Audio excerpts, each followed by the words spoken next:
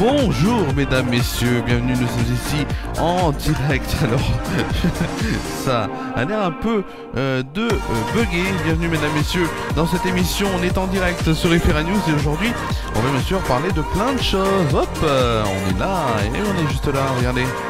C'est un peu contre-jour, j'en suis désolé, voilà, impeccable. Nous sommes en direct aujourd'hui, bien sûr, pour cette émission de C'est l'été. Ah, bon, déjà, de C'est l'été. Donc, bien sûr, avec au sommaire de cette émission, les 3 infos du jour, la page de sport, le cahier de vacances. Le cahier de vacances, c'est mes vacances, donc je vais vous dire ce que j'ai fait et tout. Bon, là, il n'y a pas grand-chose à dire. Et enfin, la météo, Tournon, Nantes et France métropolitaine. On va déjà commencer cette émission. J'ai l'impression que ça bug un peu, donc je vais voir, voilà. C'est un test grandeur nature pour voir si cette émission peut se faire en direct ou seulement en enregistré en inédit, mais voilà, on est donc pour l'instant en direct.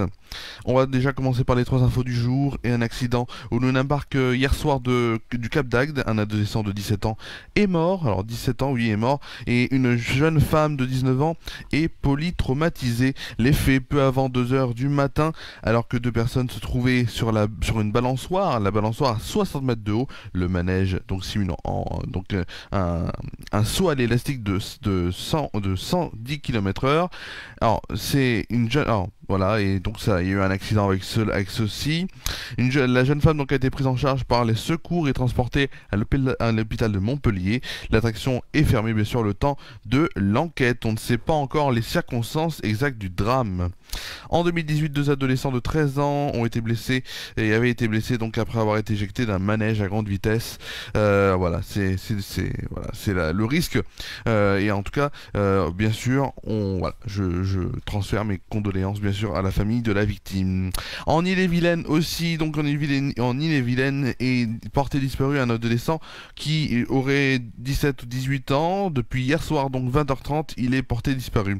Alors que la dépression Anthony fait ravage, rage donc là-bas.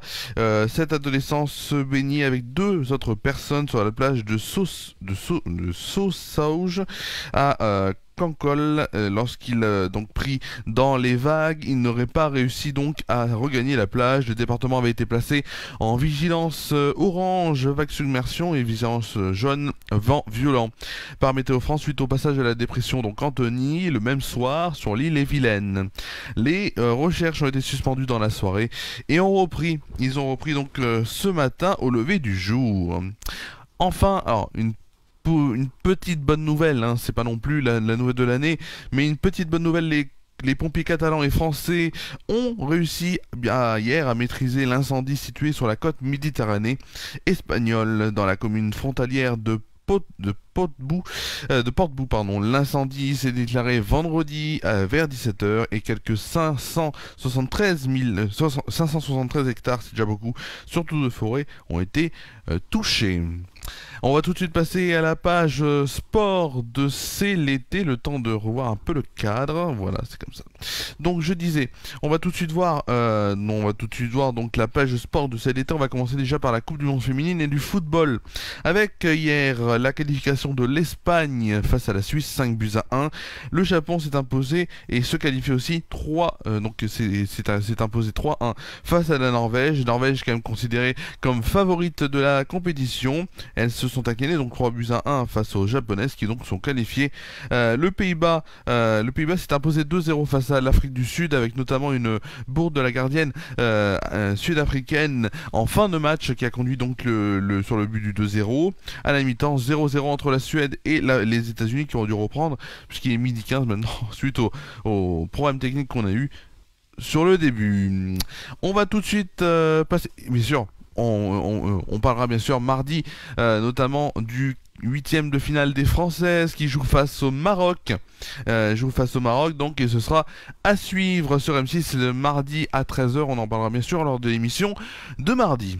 On va tout de suite terminer cette page football dans cette page sport avec de la Ligue 2. Et hier, la Ligue 2 a repris ses droits en France. Bien sûr, premier championnat professionnel à prendre ses marques. Bien sûr, avant la Ligue 1 la semaine prochaine. Saint-Etienne qui ouvrait le bal face à Grenoble s'est fait surprendre au stade Geoffroy Guichard et s'est incliné 1-0 face à Grenoble. Le Paris FC s'est incliné 2-0 face à Caen. Dunkerque 3 en fait match nul 2 buts partout. Concarneau et Bastia ont fait match nul 0-0. Laval s'est imposé 1-0 face à Angers. Valenciennes s'est incliné 4-1 face à Auxerre. Amiens s'est imposé 1-0 face au QI-Rouen. Ajaccio et Rodez ont fait match nul 1 but partout. Et enfin Annecy qui avait appris officiellement être en Ligue 2 48 heures avant, joué donc face à Guingamp, et Guingamp s'est imposé 4 buts à 1 lundi à 20h45, donc demain à 20h45, le match entre Pau et Bordeaux. En rugby bien sûr, test match. Et oui, parce qu'il faut se tester avant la grande compétition qui attend nos Bleus, notamment c'est la Coupe du Monde qui sera du 8 septembre au 28 octobre prochain en France bien sûr. Les matchs se joueront donc tous en France, et donc il faut des test matchs. Et les test matchs c'est quoi? C'est des matchs de préparation plus précisément. Donc Écosse-France, c'était hier à 16h15, et malheureusement la France, après avoir été en tête à la mi-temps 21-1-3, se sont inclinés 25-21 face à l'Écosse. Donc le Pays de Galles s'est imposé 20-9 face à l'Angleterre. Cyclisme maintenant, championnat du monde de Glasgow, c'est en ce moment bien sûr, ça a commencé depuis le 3 août, c'est jusqu'au 13 août.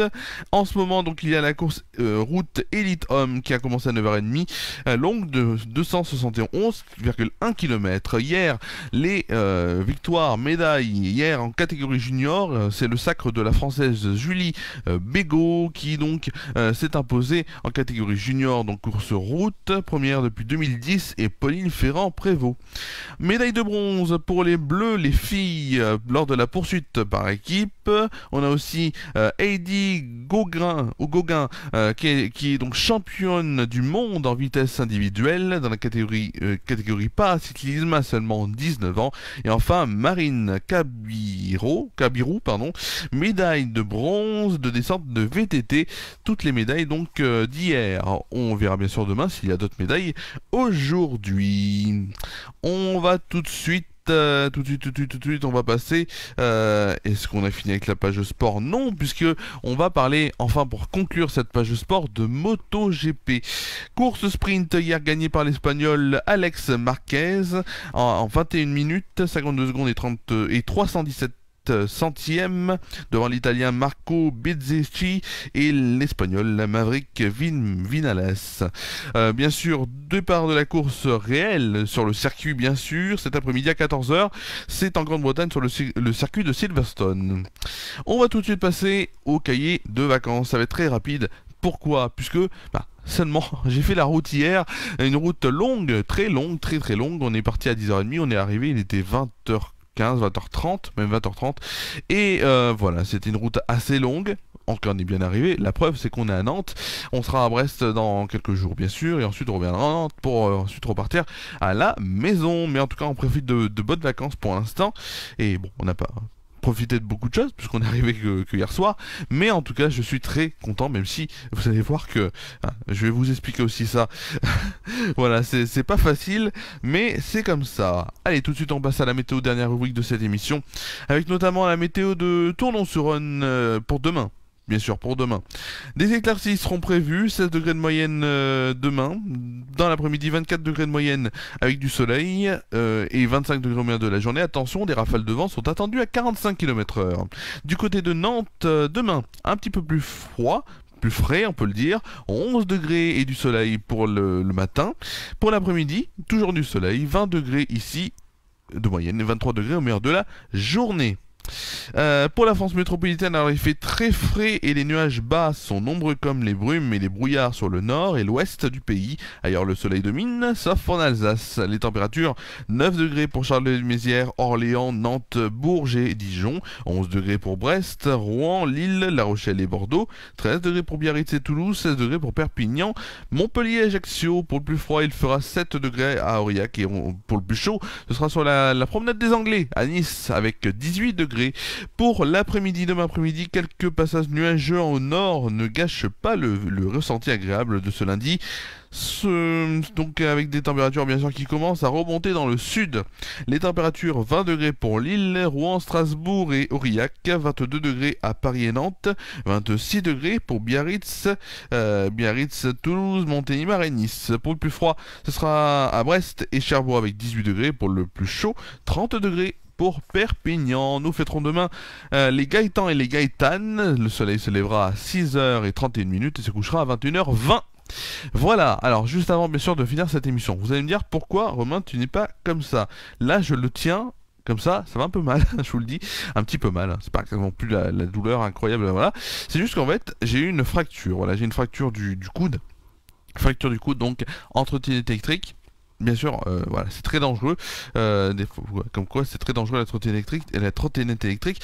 Et je peux même vous dire que c'est à cause de celle-ci, parce que il y avait des problèmes de frein. Voilà, on l'a vu, problème de frein, tac, ça a freiné. Et voilà, chute en avant. J'aurais pu avoir plus grave que ça. Je vous le dis. C'est juste que voilà, le coude n'est pas totalement remis, donc c'est pour ça que voilà, ça bloque un peu. Mais on espère que ça va se remettre assez rapidement, bien sûr. Voilà, voilà, c'est tout ce que j'avais à vous dire. Bon match aussi, puisqu'il est midi 21 et vous pouvez toujours aller sur France 2 pour voir, puisque ça a changé de chaîne, hein, France 2 pour voir Suède-États-Unis. Je ne sais même pas le score, donc bon, allez, je vais vous le dire, puisqu'on est en direct, comme on est là, on est en direct. Je vais regarder, je vais vous dire combien il y a pour les États-Unis, ou pour en tout cas combien il y a dans ce match. Et pour l'instant 0-0, voilà, 0-0, 66e minute de jeu. Donc vous pouvez toujours aller voir. On a aussi, bien, comme on est en direct, c'est le principe. Une information qui nous vient d'RMC, avec 2 jeunes à scooter qui décèdent après un refus d'obtempérer à Limoges, oui, dans la Haute-Vienne. Voilà, c'est toujours des choses qu'on entend de plus en plus, ces refus d'obtempérer. Attention quand même, voilà. Essayez de coopérer au plus possible, c'est important. Voilà, allez, c'est la fin de cette émission de C'est l'été. Première émission de C'est l'été ici en direct de Nantes. Je sais pas si ce sera en direct demain, je vous le dis. Comme ça, on aura peut-être de meilleures images. Mais en tout cas, c'était l'intention de vous faire une émission cet été, comme ça, tranquillement, pendant mes vacances. Merci à vous d'avoir suivi cette émission. On se retrouve demain midi, toujours midi, en direct ou en duplex de Nantes. Voilà, je vous souhaite de passer un très bon dimanche. Voilà, très bon dimanche. Et je vous dis... voilà, très bon dimanche. Et je vous dis à demain. Demain sur FR News. C'est l'été, ici à Nantes. À demain.